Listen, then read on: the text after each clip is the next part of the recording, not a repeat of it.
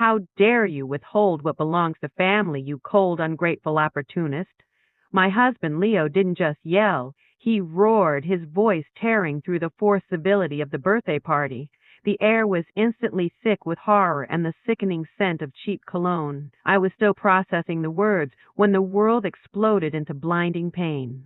A heavy ceramic serving dish, just moments before holding a delicate caprese salad, slammed against my temple. The china shattered, sending jagged white shrapnel across the polished hardwood floor of my Seattle high-rise condo. I slid from the chair, the sound of my own body hitting the floor strangely muffled as if I were underwater. Warm, sticky blood immediately began to trickle down my face, blurring my vision. Above me, Leo stood, his face a grotesque mask of fury, completely unrecognizable from the man I'd married. Across the room, amidst the frozen guests, each with their glass halfway to their mouth, my mother-in-law, Vivian Hawthorne, started clapping, a slow, deliberate applause that held a triumphant, delighted shriek. This whole violent spectacle, this moment of domestic terrorism, was her victory parade. All because I refused to sign over the title of my apartment to them and would not agree to pay her a $5,000 monthly stipend. I pushed myself up slowly, tasting copper and dust, and looked him straight in his glazed-over eyes. "You have no idea what you just unleashed," I said, my voice shockingly calm, void of panic or pain. The moment those words left my mouth, the room's blood pressure seemed to drop to zero, the clapping stopped. Vivian's smile evaporated. They thought they'd broken me, but they had only cracked the shell of the old me, revealing something far harder beneath. The woman who stood up then, drenched in her own blood and galvanized by an iron resolve, was ready for a war. But to understand how Anya Sterling, senior software engineer, ended up bleeding on the floor of her fortress, we have to rewind 2 years. I was 32. Burned out from a 5-year relationship where my ex-fiancé saw my successful tech career as a cute little hobby and my 6-figure salary as an endless ATM. He was a shiftless bartender who constantly pressured me to quit and have kids while he drank beer in the garage. The breakup was cold, marked only by his final, stinging insult. "Who'd want you now that you're 30?" 6 months of therapy and working 70-hour weeks later, I was on the mend, determined to never let anyone diminish me again. That's when Leo entered my life at a corporate retreat overlooking Puget Sound. He was a mid-level sales manager for a partner firm, handsome, ambitious, and, crucially, he genuinely admired my accomplishments. He said he was proud of my intelligence and my drive. He wooed me with the perfect attention to detail. Fresh white roses, never red, meticulous punctuality, and always walking me all the way to my door. I thawed out. I dared to believe that love could exist without a price tag. I blossomed, trusting that this time I had found a partner, a reliable companion. I said yes without hesitation when he proposed 8 months later, kneeling in the exact restaurant where we first met. I felt a genuine, simple joy, finally believing I would have the family I yearned for. The condo, my premarital property, was my greatest physical achievement. I had worked 3 jobs, denying myself every luxury to pay off the 15-year mortgage in 7 years. It was mine, debt-free, a fortress of independence bought with my blood, sweat, and tears. Leo lived in a small rented apartment outside the city, claiming he was saving up, but I didn't care. I loved him for his character, not his cash flow. We decided on a small, modest ceremony, no massive ballroom spectacle, and planned a honeymoon in Cabo. The day we got our rings, I was ecstatic, finally not alone. But 2 weeks before the courthouse ceremony, the first subtle darkness appeared as we discussed mundane logistics, groceries, HOA fees, chores. Leo casually brought up the one thing I thought was sacrosanct. "Babe, have you thought about putting the condo in both our names? Just so it feels like my home, too." I laughed it off, but what I saw flicker in his eyes next, a shadow of cold, calculating resentment, sent a shiver down my spine that I immediately dismissed. I shouldn't have. What happens next will reveal just how deep that resentment ran and how quickly my perfect marriage would unravel. I initially thought Leo was joking. It's my premarital property, honey, I chuckled, running a hand over his arm. Legally it stays mine, but this is our home, regardless of the name on the deed. Don't be silly, he nodded and smiled, but that fleeting shadow in his eyes, a mixture of disappointment and a strange, cold entitlement, was undeniable. I reassured myself he just wants to feel like the man of the house, not a guest. It's a common, if slightly outdated, male ego thing. I buried the worry, chalked it up to pre-wedding jitters, and plunged back into planning. The wedding was small, heartfelt, and entirely without drama, at least until his mother arrived. My parents, Colonel Robert Sterling, U.S. Army, retired, and Brenda Sterling, a former middle school teacher, flew in from Richmond. Dad, tall and sharp, exuded a military strength that always anchored me. Leo's mother, Vivian Hawthorne, was a contrast. A widow for 5 years, she lived alone in a cramped one-bedroom outside the city perimeter, relying on a meager Social Security check and a small cleaning job. She was all frail sighs and dramatic hand-wringing. "It's so hard being alone," she'd sniff, dabbing her eyes with a tissue that remained suspiciously dry. She'd then look at me with an intense, appraising gaze, murmuring, "It's a blessing my sweet Leo finally has such a caring wife." I smiled, oblivious to the predatory undertones of her caring comment. I genuinely felt sorry for her and promised myself to be a good daughter-in-law. The first 3 months of marriage were bliss. Leo moved in immediately after our Cabo honeymoon, bringing just 2 duffel bags, the contents of which seemed to fit into a single drawer. He quickly gave up his rental. "Why pay rent when we have such a beautiful condo?" he'd said, planting a kiss on my forehead. We set up house, new bedding, joint photos, good-natured arguments over where to place the floor lamp. We were partners. We were also both corporate workhorses. As a senior software engineer, I was routinely clocking 60 hours a week, leaving early and returning late. Leo, in sales, had a slightly more flexible schedule. We often grabbed takeout or ready-made meals. Neither of us had the time or inclination to be a gourmet chef every night. This arrangement worked for us, and Leo never complained. My salary was roughly double his. I took home about 10,000 net, while he brought in 5,000. We agreed to split the shared expenses, groceries, utilities, HOA equally, which was definitely tougher on him, leaving him with only a couple of $1,000s for personal expenses. I justified it by remembering how hard I had worked to save and pay off the condo. Besides, he never seemed awkward, promising a promotion and a raise soon. The trouble started not with Leo, but with Vivian. At first, it was a polite once-a-week Saturday visit. Leo was happy, I was a gracious host, buying expensive pastries and listening patiently to her complaints about her Social Security and the drafty apartment. But the frequency escalated fast, from once a week to twice to every other day, and finally almost daily, always without warning. I'd come home exhausted from a massive code push and find my mother-in-law ensconced in my kitchen. "Oh, Anya's home," she'd announce, not looking up from her tea. "I just made my poor Leo some proper soup. You never cook him a real meal, dear. Nothing but processed sludge." I started biting the inside of my cheek until it bled. I was contributing more financially, but suddenly the home was under her constant, unwelcome management. She started opening my fridge, clucking at the healthy, ready-made meals. "My poor Leo is getting so thin," she'd lament, surveying my groceries with a look of utter disapproval. "A man needs to be fed, Anya." "He works hard and needs strength," she'd pontificate, sitting on my custom-upholstered couch, drinking tea from my favorite porcelain mug. I was tired, irritated, and feeling like a lazy failure in my own kitchen. But that domestic criticism was just the appetizer. The real demand was about to be served, and it would involve more than just a ruined Saturday night. It would involve a transfer of actual, cold, hard cash.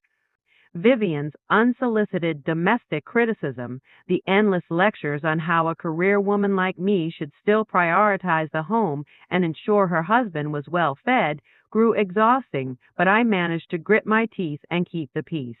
I kept telling myself she was just an insecure, old-fashioned woman who missed her son. But then the script flipped from domestic critique to a direct financial play. The hints about money started subtly, almost too timid to be offensive. Oh, I'm out of my blood pressure medication again, and my check doesn't come for another week, she sighed dramatically, pulling out an empty pill packet from her purse, making sure I saw it. My sweet Leo, could you help your mother? I need 400 for my prescription. Leo, of course, would immediately pull out his wallet, counting bills with a deep sigh. I didn't object. It was his mother, and she did have a modest fixed income. Helping your parents is normal, but I noticed how quickly the amount started to inflate and how the emergencies became increasingly theatrical. After 3 months, the requests were no longer timid pleas for a single prescription. Leo, I urgently need 2,000. My cheap water heater burst and the plumber is demanding cash up front. Then it was 2,000 for a new winter coat because her old one was completely worn out and scandalous. Then 1,000 for a new television because the old one just spontaneously combusted. Finally, 500 for a pair of supportive orthopedic boots.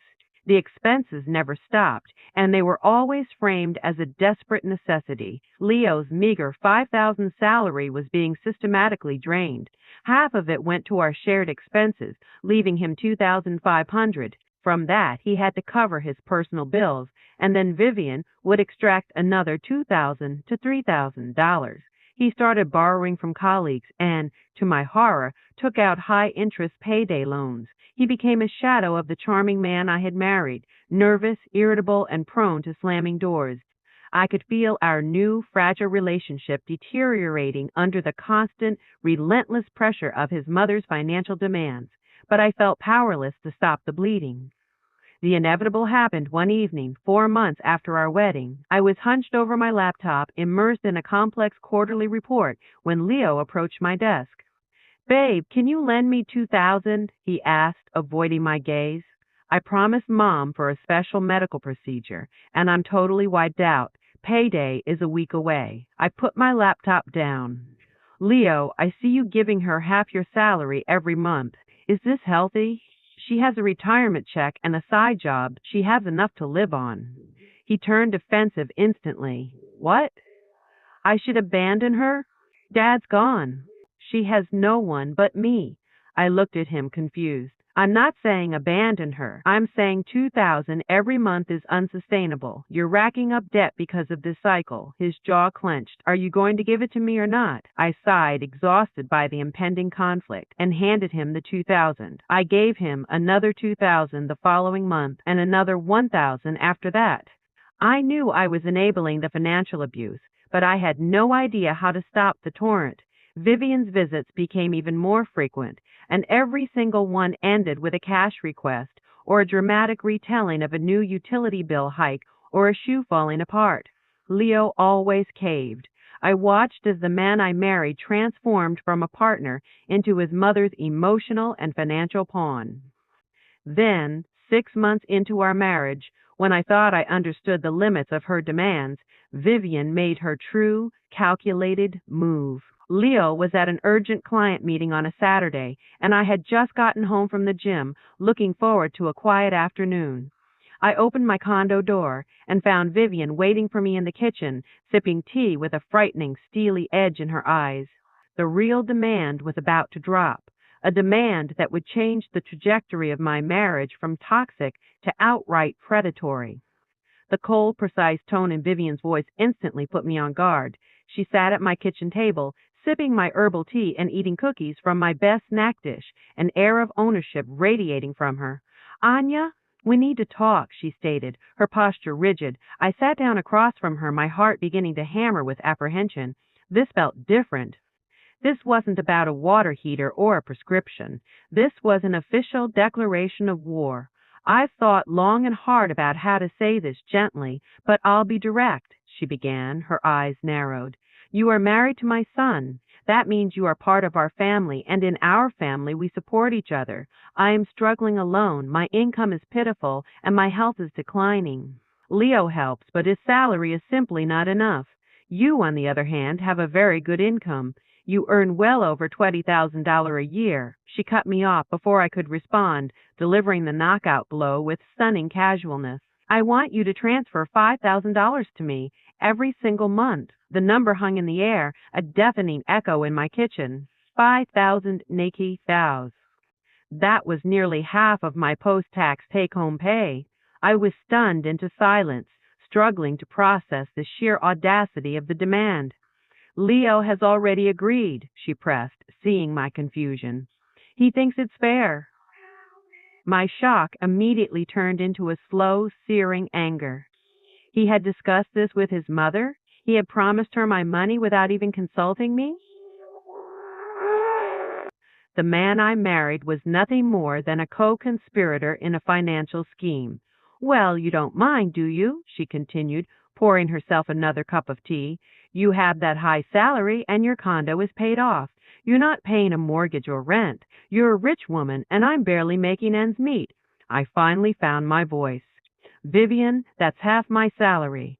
I have expenses too. HOA fees, utilities, groceries, savings, my car payment. I trailed off. Savings? Car payment? Makeup? She sneered, her contempt rising. So that's it. You pamper yourself while your mother-in-law lives on bread and water. The conversation devolved quickly. She wasn't asking, she was demanding, using my money to fund what she called a normal life. She brought up her friend's daughter-in-law, a gem, who transfers money, buys gifts, takes her on vacation, pointedly contrasting her generosity with my perceived selfishness. I pushed back the chair, standing up. I need to think about this, and I need to talk to Leo, I said flatly.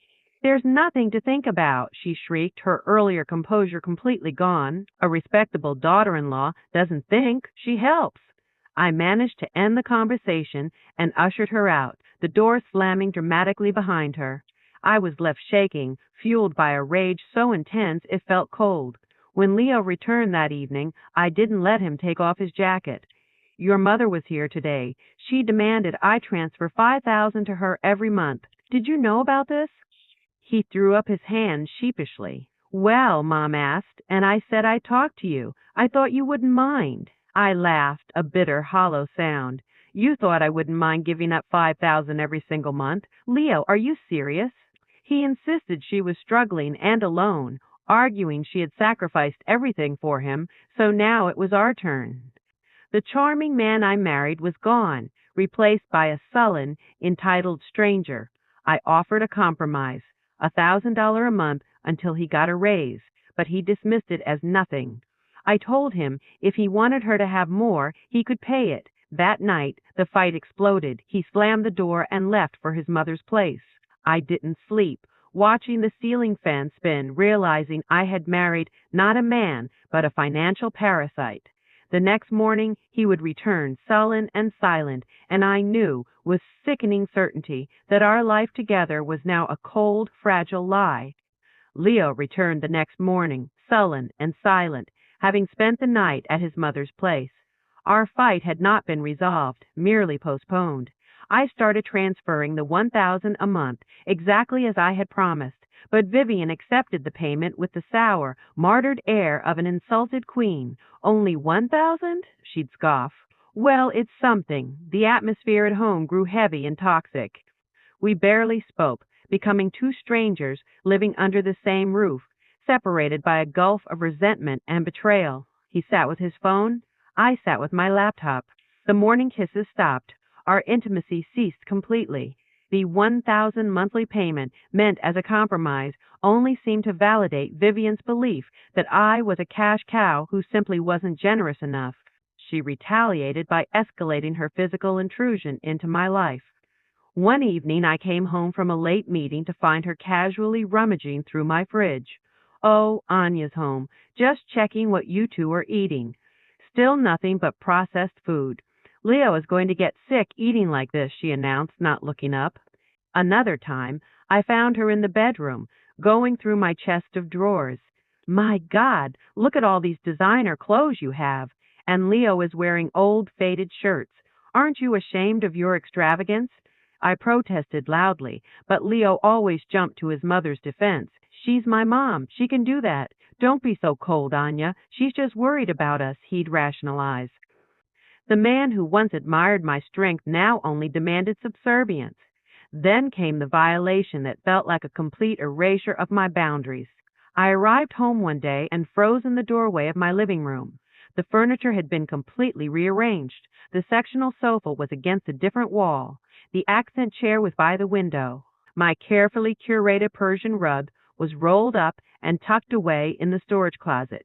Vivian was standing proudly in the center of the room.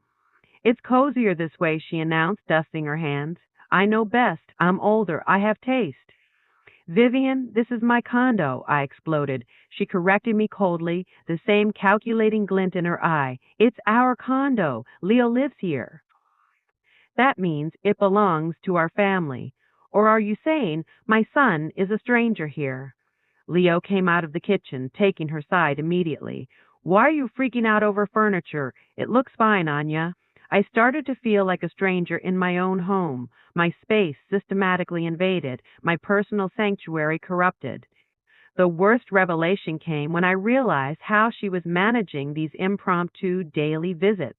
She didn't ring the bell or text Leo for access.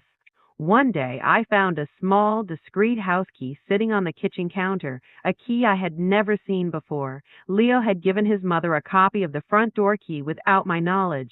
The sense of violation was profound. She wasn't just a guest, she was an uninvited co-owner, walking in and out of my private space as she pleased, confirming my deepest fear that my boundaries meant absolutely nothing to my husband. 1 year into our marriage, the final, ultimate demand was delivered. It was a normal Wednesday evening, and I came home exhausted from a challenging negotiation. Leo was mindlessly watching sports on the couch, but in the kitchen, Vivian was waiting with her friend Tanya, a woman who always validated Vivian's most outrageous ideas. As I sat down, Vivian leaned in, her eyes shining with manic greed, and said, I've been quiet for too long, but I can't anymore. You live in a luxury downtown condo, and I'm in a dilapidated apartment. It's unfair. I want you to sign this condo over to me, or to Leo. It doesn't matter who, but it officially belongs to our family now. The words hit me like a physical punch. Sign this condo over to me. I felt everything inside me, my blood, my resolve, my hope turned to solid ice. Vivian, are you out of your mind? This is my premarital property, I managed, the phrase sounding weak and inadequate against her towering audacity. So what? Leo is your husband. Everything the wife owns belongs to the husband. That's how it should be, she protested, leaning back smugly, clearly expecting compliance. Tanya, the perpetually nodding acolyte, chimed in immediately. She's right. My daughter-in-law signed everything over to my son right away. A good girl understands that family is one unit. Their eyes were cold, filled with a shared predatory hunger. I looked toward Leo. He was still sitting in the living room, his back turned, but I knew he could hear every syllable. Leo, are you hearing this? Say something, I demanded. He finally turned uncertainly and mumbled a half-hearted defense that was worse than silence. Well, Mom isn't asking for herself. It's for us, for our future. What future? This is my condo. I bought it with my money before we got married, I shot back. But we're a family now, Vivian shrieked. Or are you saying you don't trust my son? The argument pivoted instantly from a financial demand to an attack on my love and loyalty. It's not about trust. It's about the fact that this is my asset, and I am not signing it over to anyone. Period, I stated firmly. Tanya sneered viciously. Aha, so you don't trust him. You're afraid he'll take it. Vivian stood up, her face flushed red with unmasked rage. Absurd. You're an ungrateful, selfish person. My son married you, lives with you, and you won't even give him a corner of your own home. He lives here for free. I pay for everything, I countered. Then sign it over to him. If you love him, sign it over to him. If you love him, sign it over, she screamed. I felt the rage boiling, a terrifying mix of fury and icy resolve. This woman would never stop. She would pressure me until I was broken. No, I said, my voice cutting through the noise. I will not sign the condo over to Leo or to you. The conversation is over. Leo, Vivian shrieked. Do you hear how she talks to your mother? Are you going to tolerate this disrespect? Leo finally stood up, hesitant, and walked to the kitchen doorway. Babe, maybe you should think about it. At least sign over a share to me, half the condo. My own husband was pressuring me to give away half of my life's work to appease his mother's greed. No, not a share, not the whole condo. This is my property. Period, I repeated. The two women exchanged a cold, calculated glance that made the hairs on my arms stand up. Fine, Vivian hissed. We'll see about that. They left, slamming the door hard enough to rattle the artwork on the wall. Leo remained silent, turning away from me, his complicity painfully clear. I went to bed that night with a crushing weight in my chest. Something was coming, something desperate and illegal. I felt it in my gut.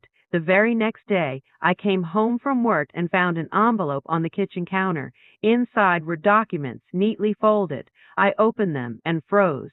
It was a power of attorney granting Leo the full right to dispose of my condo. The signature on the bottom was mine, but I had never signed it. It was a forgery.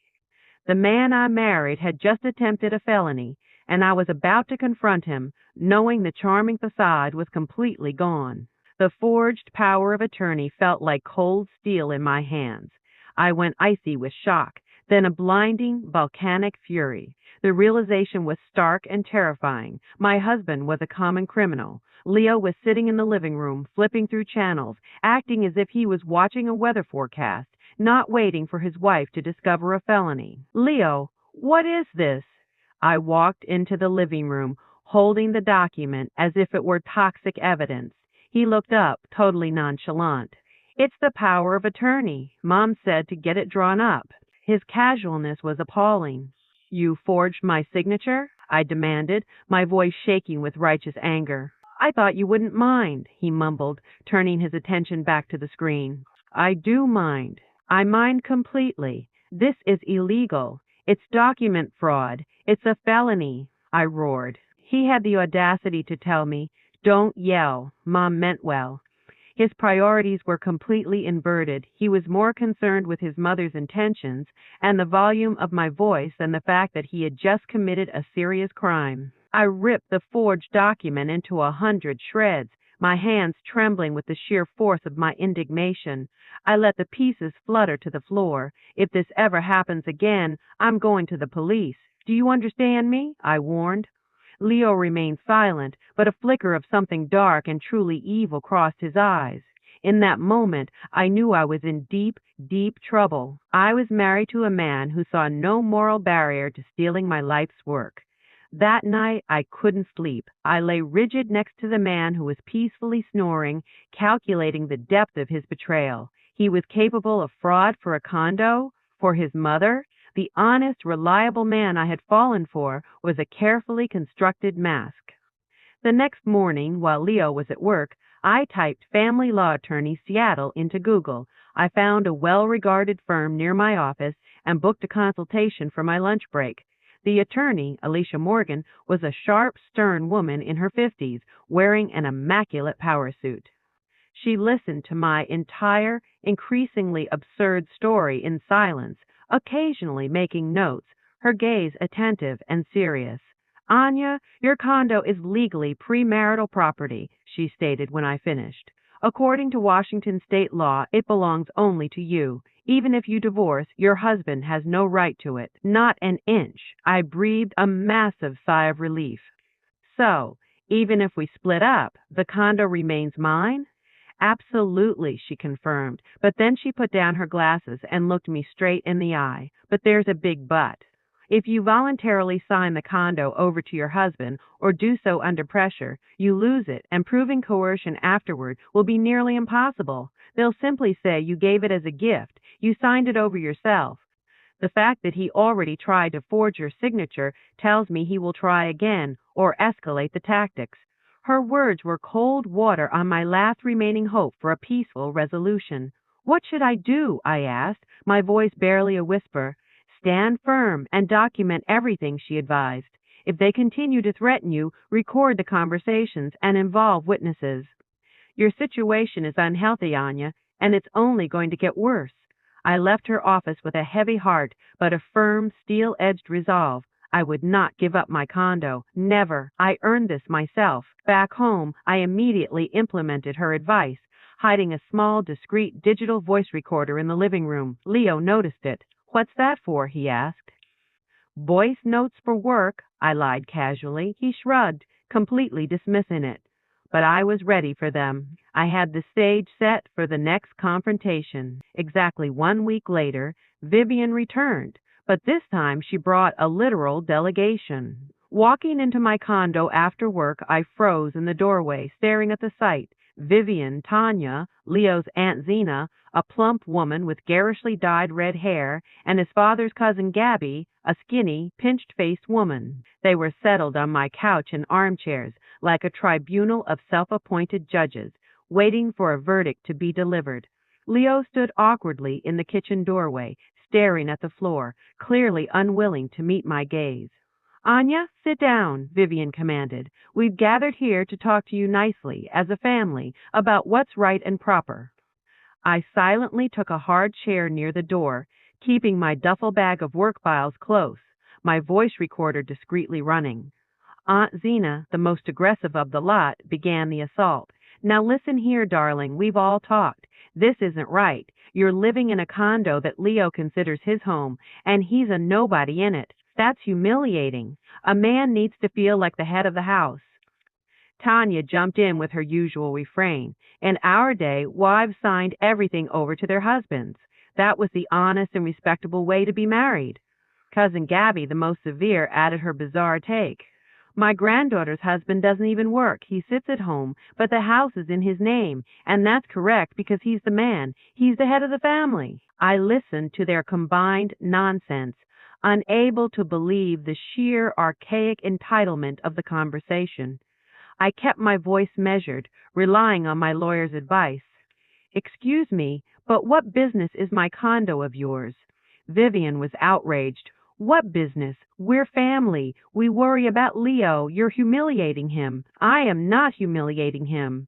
He lives here and uses everything equally with me," I retorted. "But the condo isn't in his name. That's wrong. You should sign over at least half," Zena insisted. "See?" Vivian scanned her allies triumphantly. "I told you. Greedy, selfish, only thinks about herself," Gabby chimed in. "You're bringing shame on our family. Everyone is talking about how Leo's wife doesn't respect him." I stood up, signaling the end of the circus. "That's enough. The conversation is over. I am asking you to leave my condo." Vivian stood up, puffing out her chest. "Our condo! Leo lives here," she screamed. "Get out!" I flung the door open. "Now, or I'm calling the police for trespass." The women grumbled, muttering about disrespecting their elders and shameless young people, but they slowly started to leave. Vivian paused at the threshold, hissing in my face, "You will regret crossing our family, Anya." When they were finally gone, I turned to Leo, who remained leaning against the kitchen wall. "You allowed them to stage this circus here?" "You let them demand I give them my property," I said, heartbreak mixing with cold fury. "They just wanted to talk," he mumbled. "They were demanding I sign it over to you. And you think I should do that?" I pressed. Leo paused, meeting my gaze with a weak defiance. It would be the right thing to do. That was the final, devastating crack. "Go to your mother's tonight," I whispered. "What? Leave. I need to think." He slammed the door hard on his way out, and I sat down, finally allowing the hurt, disappointment, and dashed hope to wash over me. I had hoped for a family, but I had only married a coward and a financial pawn. I realized then that divorce was inevitable, but the plot was about to thicken beyond my wildest fears, turning a divorce into a full-blown legal war. Leo's departure, following his admission that he genuinely believed I should sign over my property, shattered the last remaining fragment of my marriage. I sat on the couch in the silence, crying not from self-pity, but from the brutal realization of what I had lost, a dream of a real family. I had believed in him, but he was nothing more than a mama's boy and a tool in his mother's manipulative plot to drain me dry. The next day at work, a strange, anonymous email popped into my inbox. The sender was from the HR department of the partner company where Leo worked. The message was terse and direct. Anya, I know I shouldn't interfere, but I overheard your husband discussing with colleagues that he plans to hire a lawyer to sue you for a share of your condo. He claims he has grounds. Be careful. Sorry, this is anonymous. I read the email 3 times, the blood draining from my face. He wasn't just pressuring me anymore. He was actively consulting lawyers to steal my home. The forgery wasn't a one-off snap decision. It was part of a larger, calculated plan. I immediately called my attorney, Alicia Morgan.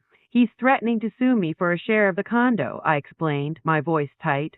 He claims he has grounds, citing shared living expenses and contributions to the home. Alicia was calm. Did he do any major renovations, additions?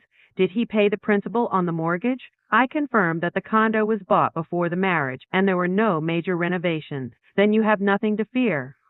It is your premarital property, and he has no legal claim to it, she said reassuringly. But just in case, gather all your documents, receipts for the original furniture, bank statements proving you paid the HOA, and every single piece of evidence that can prove he did not invest his own funds into the property itself. I went home and immediately started gathering documents, working through the night. Leo returned late, clearly having spent the day strategizing with his mother. We didn't speak. He went straight to the living room couch. I locked the bedroom door. The marriage was now a hostile cohabitation, a waiting game for the final, inevitable break. Vivian didn't let up. Since the in-person confrontation failed, she launched a public smear campaign, calling every single one of Leo's relatives, painting me as the greedy, heartless, disrespecting elder daughter-in-law. I ran into Leo's cousin Oliver at the grocery store, and he looked at me with open disdain, walking right past me without a word. The isolation campaign was taking effect. Despite the mounting evidence and my lawyer's warning, a small, foolish part of me still hesitated, a tiny flicker of hope for a miracle, a reconciliation, a return to the man I thought I had married. I was holding on to a ghost, afraid to pull the trigger on divorce. Then came February, Leo's 35th birthday. Vivian insisted on a big, elaborate celebration, a large table, many guests, all the relatives who had just publicly shamed me. I don't want to host this party, I told Leo. We have a terrible relationship. Why pretend? He looked at me with an unusual desperation.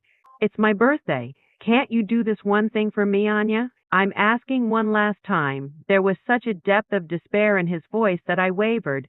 Maybe, just maybe, this was my chance to talk, to remember the good times, and find a final, peaceful way out.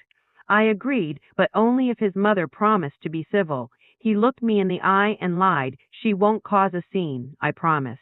I spent the entire Saturday preparing for Leo's 35th birthday party, determined to make one final grand gesture of good faith. I spent over $800 on groceries, cooking appetizers, slicing expensive smoked salmon, roasting a massive joint of meat, and setting up an enormous table in the living room. I bought a premium cake from a renowned bakery and placed fresh flowers in vases. I wanted everything to be beautiful, a visual demonstration that I was trying, that I was willing to fight for the memory of our love, even if it was just a memory. Vivian and Tanya arrived 2 hours before the party started and immediately began their routine. This platter isn't placed right. Move that vase. Why isn't the cake the right kind? Where is the expensive champagne? I gritted my teeth and kept silent, repeating my internal mantra, hold it together, don't ruin this, it's a test. At 7:30 p.m., the guests began to arrive. My parents, Colonel Robert Sterling and Brenda, flew in from Richmond. Dad, ever observant, immediately assessed the situation, watching Vivian order me around and seeing Leo's complete submission to her. He remained silent, a thunderous expression on his face, but his presence was a powerful, comforting anchor. The atmosphere was tense. Vivian and Tanya moved through the crowd, whispering their smear campaign into the ears of every relative. Tanya, in particular, cornered groups, talking loudly about her daughter-in-law who signed everything over condo and money because she understands that you have to respect your elders. Zena and Gabby nodded along, insisting the elders should be the priority, not selfish young people. Vivian would then give me a pointed, meaningful look. Some daughters-in-law understand, and some only think about themselves. I clenched my fists under the table, feeling the rage build. My mother placed a calming hand on my shoulder, while my father sat up even straighter, his eyes like chips of ice. Then Vivian stood up with a crystal glass in her hand. I want to make a toast, she announced ceremoniously. Everyone quieted. To my son, Leo, I dedicated my entire life to you. Everything I had, I gave. I worked 3 jobs so you wouldn't go without, denying myself everything. And now I hope that you will take care of me, and your wife, too. Everyone clapped, but I sat motionless, refusing to raise my glass. After the toast, Vivian sidled up to me, close enough for her breath to smell of cheap perfume and spite. She spoke quietly, but loud enough for the immediate circle of guests to hear. Anya, she began, her tone shifting to cold business, we're adults. Let's settle this condo matter right now, in front of everyone. Will you agree to sign the condo over to Leo or me? It doesn't matter. We'll go to the notary tomorrow, and it will all be done. Everyone will be happy. Rehook. I looked into her eyes.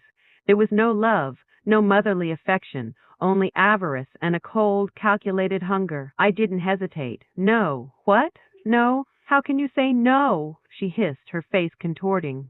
I leaned in, finally delivering the second part of my pre-planned statement, louder and clearer. No, this is my premarital property, and it will remain mine. And I will also stop the 1,000 monthly payments. I'm done.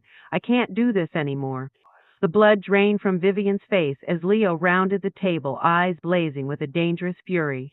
The party was about to end, but the real show was just beginning, and I was ready for the fallout. The guests froze, staring at the exchange between me, Vivian, and Leo. My father, Colonel Sterling, was already rising to his full, formidable height, but Leo ignored him, stopping directly in front of me. Anya, he ground out, his teeth clenched.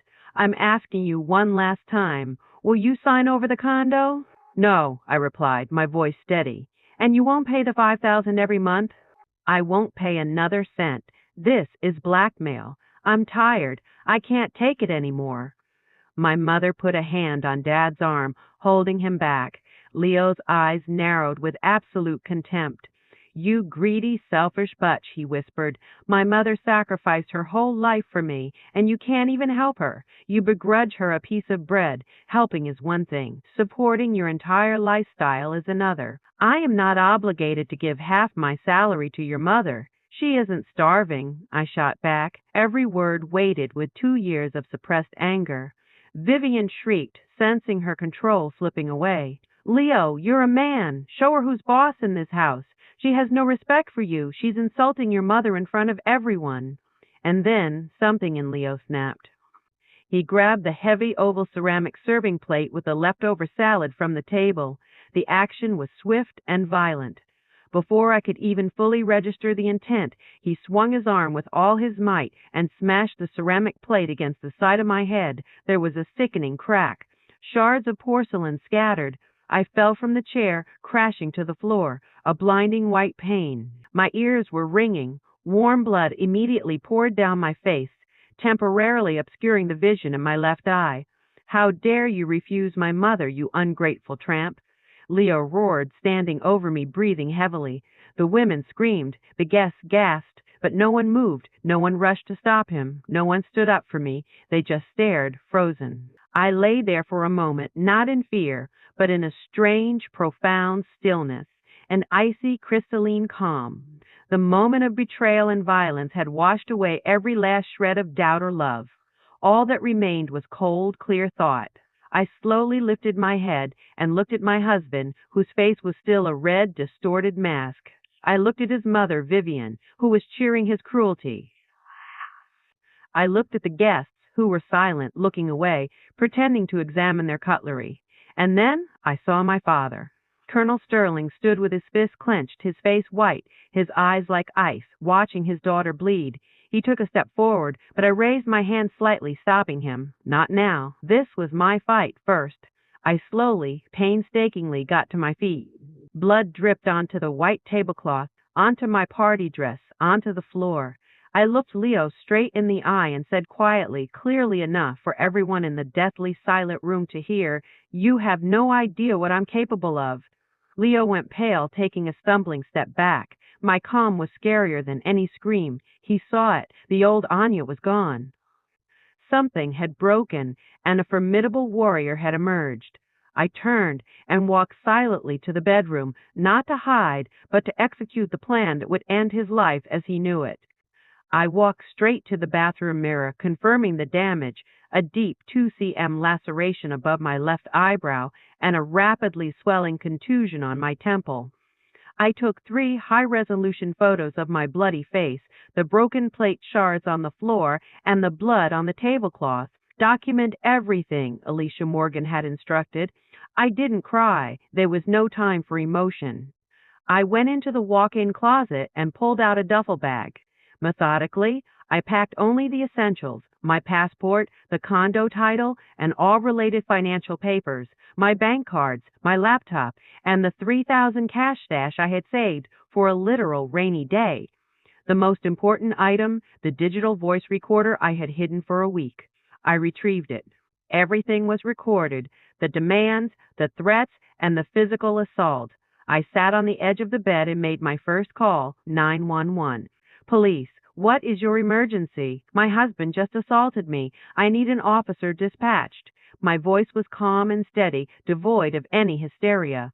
I gave the address and hung up. Next, I called the non-emergency line for medical assistance. "I need medical attention. Physical injuries. Battery," I stated, giving the same address. Finally, I called my attorney, Alicia Morgan. It was a late Saturday evening, her day off, but she answered. "Hello, Alicia. It's Anya Sterling," I said. "There was an incident today. My husband assaulted me in front of witnesses. He hit me in the head with a ceramic plate. I've called the police and EMS. I need an urgent consultation." Alicia's voice instantly shifted to a crisp, professional tone. "Anya, I will see you at 9:30 a.m. tomorrow. For now, the most important thing is to document everything officially: the police, the medics, the report. Did you take photos?" I confirmed I had. She advised me not to say anything to Leo and to let the police handle the narrative.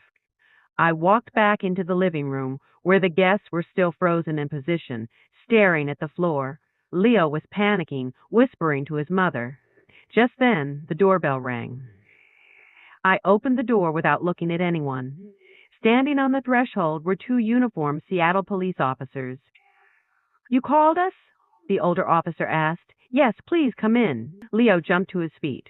"What are you doing?" I looked at him with cold detachment. "I'm filing a report for assault and battery," Vivian shrieked. "What assault?" Leo just calmed her down a little. "It's her fault. She pushed the man." The officer raised his hand. "Ma'am, please be quiet. Don't interfere."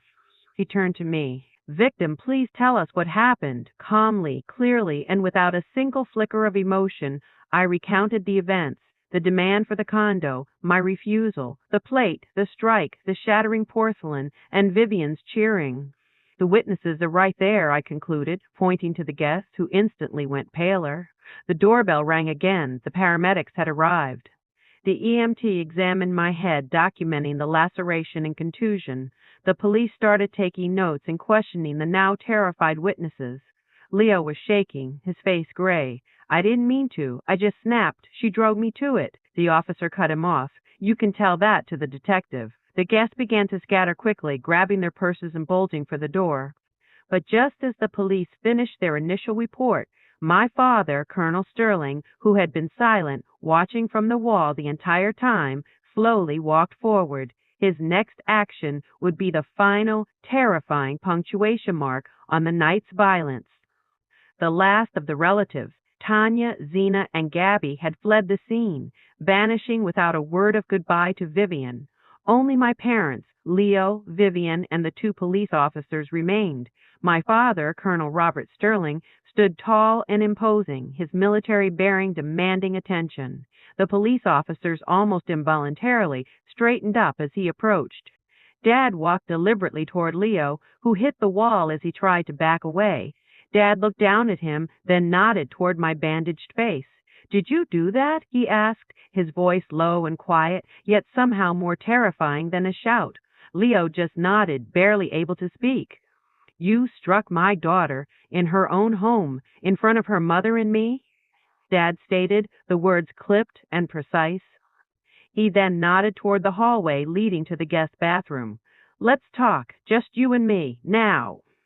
Leo looked at the police, silently pleading, but the officers did nothing, recognizing the authority in my father's bearing.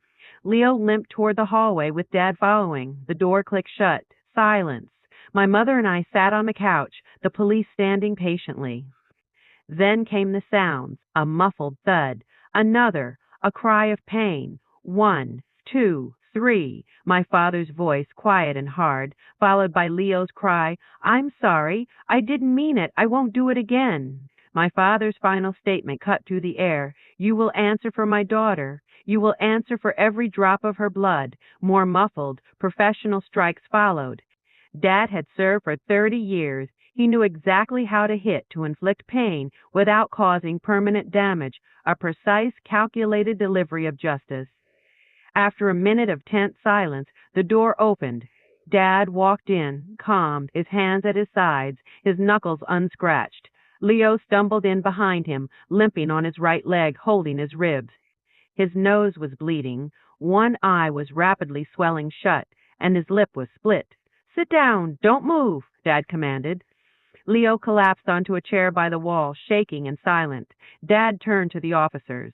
"Officers, continue your work." His tone was commanding, and the senior officer practically stood at attention. Then, Dad turned his icy gaze to Vivian Hawthorne. She was shrunken on the couch, quiet for the first time all evening. He walked up to her, stood over her, and looked down. "You approved of the beating of my daughter." Vivian tried to protest, but Dad interrupted. "Quiet, I'm not finished." She fell silent, terrified. "If you ever approach my daughter again, call her, text her, or show up near her home or workplace, you will regret it. You will regret it intensely. I served for 30 years. I have connections. I have people. I will use them. Do you understand?" Vivian could only nod, a tiny, terrified movement. Dad turned to Leo. "You are leaving. Now, you will pack 2 bags and go. Your mother's. You are not to return to this condo."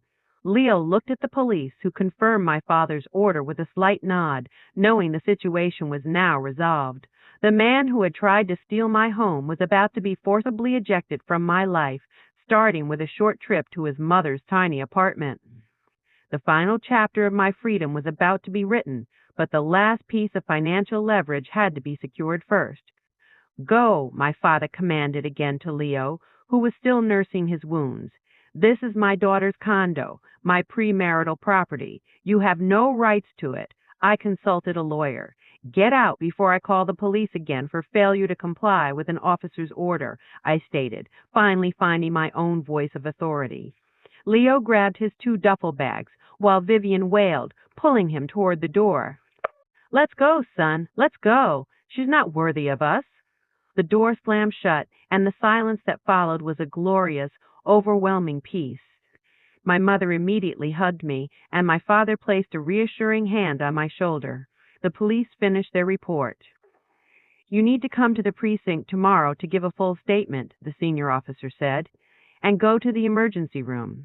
The official medical report is necessary for court." I nodded my assent. "I'll be there." My parents stayed the night. Mom put me to bed with a sedative, and Dad remained in the living room standing guard. No one would attack his daughter again. I woke up with one thought: there will be a war, and I will win it. The next morning, after getting the official medical report, a clear finding of a laceration, contusion, and hematoma resulting from battery, I drove straight to the bank. Leo and I had maintained a joint savings account for shared expenses, a sum I had largely contributed to. I withdrew all $40,000 from the joint account, transferred it to my personal account, and closed the shared card. This money was my insurance, covering my legal fees, my lost work, and the mental anguish.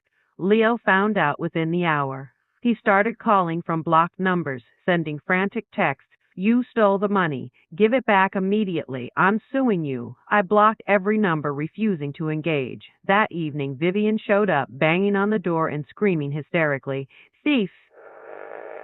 Give my son's money back. Open the door, you beachy." I calmly called the police. A patrol officer arrived, wrote up a report for disturbing the peace, and issued Vivian a formal warning. "Ma'am, if this happens again, we will file charges. Leave this woman alone." Vivian left, cursing me with every step. The next day, Monday, I filed for divorce. The reason listed, domestic violence. I attached the police reports, the medical certificate, the photos of the abuse, and the voice recordings. I also filed for an immediate emergency restraining order, demanding Leo be prohibited from coming within 300 feet of me, my home, or my workplace. The court granted the restraining order immediately. The war was officially underway. Leo, enraged by the restraining order and the drained account, didn't stop. He started actively staking out my office building and my condo, violating the order multiple times. After the third violation, he was hit with a significant fine and a final warning: next time is jail time. But the ultimate legal battle was still ahead, the divorce hearing, where Leo would make his final, desperate play for the one thing he always wanted, my condo. A month later, we were in court for the divorce hearing. Leo looked deflated, sitting next to a cheap lawyer who kept shooting him annoyed glances. I sat next to Alicia Morgan, cool and confident. Leo's lawyer made the expected claim his client was entitled to a division of the marital property, including a share of the condo, because he had lived there and contributed to expenses. Alicia Morgan stood up. "Your Honor, this is frivolous.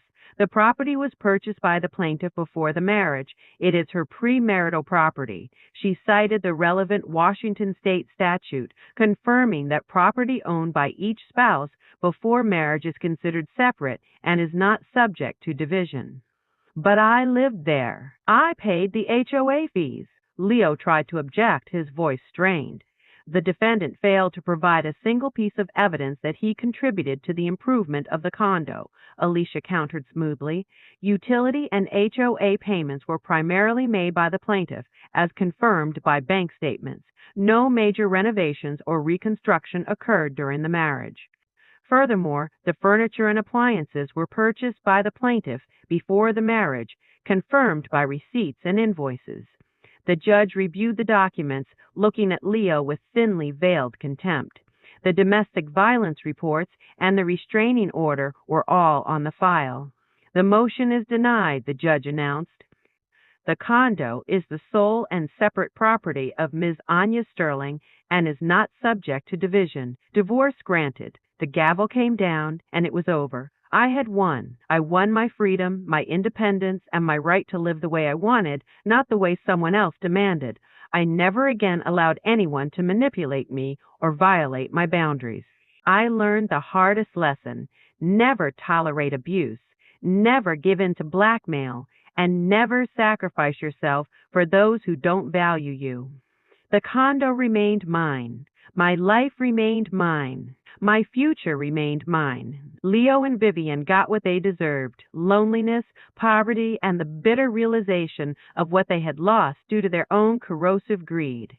Sometimes, in the evenings, I sit on the balcony of my one indivisible condo, sipping tea and looking out at the beautiful Seattle skyline. I think I handled it. I defended myself. I know my worth, and I will never again allow anyone to humiliate me or take what is rightfully mine. I won that war. Thank you for listening to my story. If you connected with Anya's journey and her fight for independence, please show your support by liking this video and subscribe to my channel.